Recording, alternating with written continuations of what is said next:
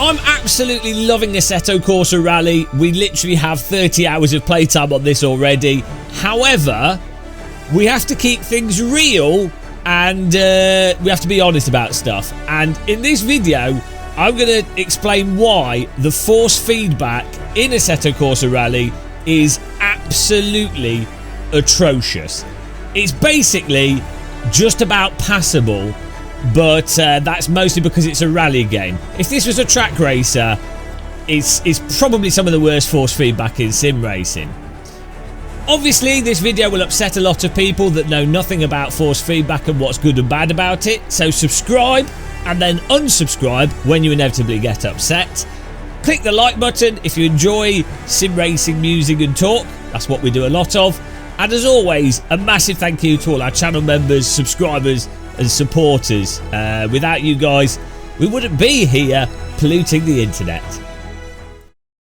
First of all, let me just reiterate again, absolutely loving Assetto Corsa Rally. It's really fun to play. We have 30 hours in it. I've been going through the gold medal challenges in the single players for the cars. Fantastic. Recommend getting it. Well worth playing despite its terrible force feedback. Also, consider this is an early access game. I don't think Supernova were expecting the hype to be as high as it's been for this, or the attention that this has got. So it's early access. They're going to keep doing stuff. Keep that in mind as well. So what's the problem with the force feedback? Well, let me first explain the positives of the force feedback. And the positive of the force feedback is that it's basically pretty vague, but it's there, self-aligning forces that will tell you that the back of the car's coming out, mostly when it's already come out quite a bit, and then some sort of tugs and jolts for the suspension when you're going over bumps in the road surface. So it does what you could consider to be pretty much the most basic aspect of force feedback to what I would describe as the absolute bare minimum acceptable standard. Now, before I tell you what's wrong with the force feedback and what it's missing, let me first say we have multiple direct drive wheels. I have 3 sim rigs. We test lots of sim racing hardware equipment, and we actively play iRacing, LMU, Assetto Corsa, Automobilista 2, and we also test simulators, AC Rally included, with no filters on the wheelbases at all, no filters in game, and then we also try different settings on wheelbases. So it's not like we've just loaded the game up and gone, well, that's one setting, that's it, and now I'm forming my conclusion. We have tried everything. I've driven all the content in AC Rally. We're going through all the gold medals. So we're really coming at this from someone that's wasted far too much of their life with force feedback settings, and as someone that's a bit mental when it comes to force feedback in general. I still haven't met anyone else that has a Novint Falcon and 2 force feedback joysticks. So, you know, what can I say? So the biggest issue with the force feedback is, though it has sort of tugs for the suspension compression, and as I say, if you really sort of lean into a corner, you do get the self-aligning force. What it really lacks is subtle details for the actual grip of the tyre. Now, this is going to be really hard for people to understand that have never experienced decent force feedback. So I think this is where you get a lot of backlash when you talk about force feedback. But people in the comments can confirm this as well, if you don't believe what I'm saying. If you get iRacing, for example, with Marvins force feedback app and set that up correctly, you can feel really the grip of the tyre really precisely, combined with the rotation of the rear of the car, but you can feel where the grip is before the car's really visually starting to move much. There's so much detail, and not only can you feel those sort of low frequency forces that you're pushing against, or that are slightly pushing against you, you can also feel like the granular texture of the road surface and the sort of micro bump details that you can get from laser scan tracks. And AC Rally has laser scan tracks and really detailed tracks, so it's really a shame that you can't feel those things. But the main thing is that description of the slip of the tyre and the grip of the tyre, and that is completely missing from AC Rally. Sims as well, like the original RBR, are actually really quite good for this and improved slightly as well with some of the modifications that happened to it. But also the original Assetto Corsa the force feedback in that, just out of the box, is on another level for describing where you are in the grip and slip of the tyre. Now, I'm old, and we've talked about force feedback before, so I know immediately we're going to get people saying, oh, you don't feel a lot of these things through your wheel in a real car. Yep, you don't, you're right. Sometimes you do feel things through a real car steering wheel. Sometimes there's a hell of a lot of information through a real car steering wheel. And other times there's absolutely nothing, or even information that's the opposite of what you'd want through the wheel.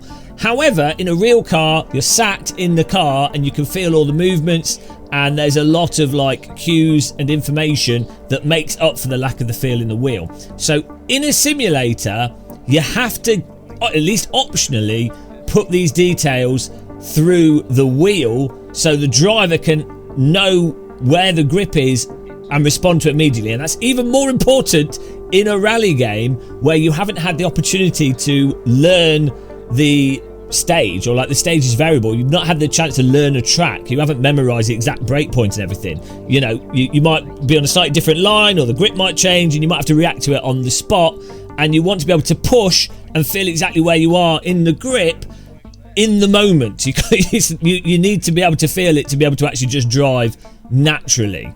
Now, what's in favour for a rally game compared to a track racer is that normally you are actually sliding the cars around a lot more, and especially on dirt, you're preemptively setting the car up into a pretty big slide.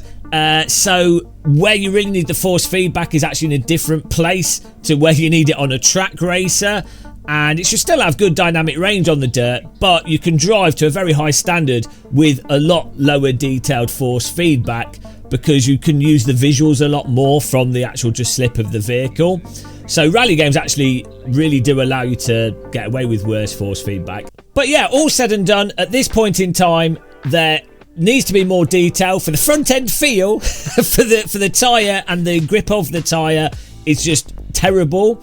They also need to up the feel for like more subtle track details and maybe more subtle tyre vibrations. That's more of an immersive thing. But even things like maybe like ABS locking or other things like that, I wouldn't say those are the most important things, because they're not they're things that tell you what's happened rather than something that tells you before things happen. The low frequency forces and the where you are in the tyre slip is the most important thing in force feedback. But those things really need a lot of work in AC Rally. You're not going crazy, those of you that have noticed this as well. And don't worry, I've been through this with ACC, has very similar completely useless force feedback to drive from. And yeah, what you'll find is the people that don't understand this, rather than them trying AC, Marvins app with iRacing, decent force feedback settings in AMS2, or playing Richard Burns Rally with decent settings, and them going, oh yeah, actually, you know, rather than them trying to actually work out what people are getting at, what they will do is they will just tell you you're an idiot. They will tell you that their wheel's perfectly fine. It's your settings. There's nothing you can do to convince them. I've had like 10. Well, when did ACC come out? Like 7 years ago. I don't know, of abuse from people that insist that its force feedback is fine, to the point where it's a meme. But yeah, no, I'm dying on this hill. I care about force feedback. If people are spending even £300 on a T300, even a G293, doesn't matter. That's a lot of money to spend on a game controller. And so these things need to actually take advantage, or the games need to actually take advantage of the hardware that people spent the hard money on. At the same time, keep in mind, games development is hard. Assetto Corsa Rally's in early access. Force feedback is also a result of the tyre model, but the force feedback as well and how it's done is also important. But, you know, everyone's trying to do their best, aren't they, at the end of the day? And the key thing is to remember, game development is hard. These things will take time. But at least, we can all be on the same page and understand that having force feedback as good as AC1, AMS1, Richard Burns Rally, Automobilista 2, iRacing with Marvin's app, that should be just a basic standard, right? I think. Right, there we go. That's the force feedback rant for AC Rally. I'm looking forward to the comments on this. Oh dear. Till the next one, guys. Thanks for watching. Happy tea drinking. Take care and goodbye.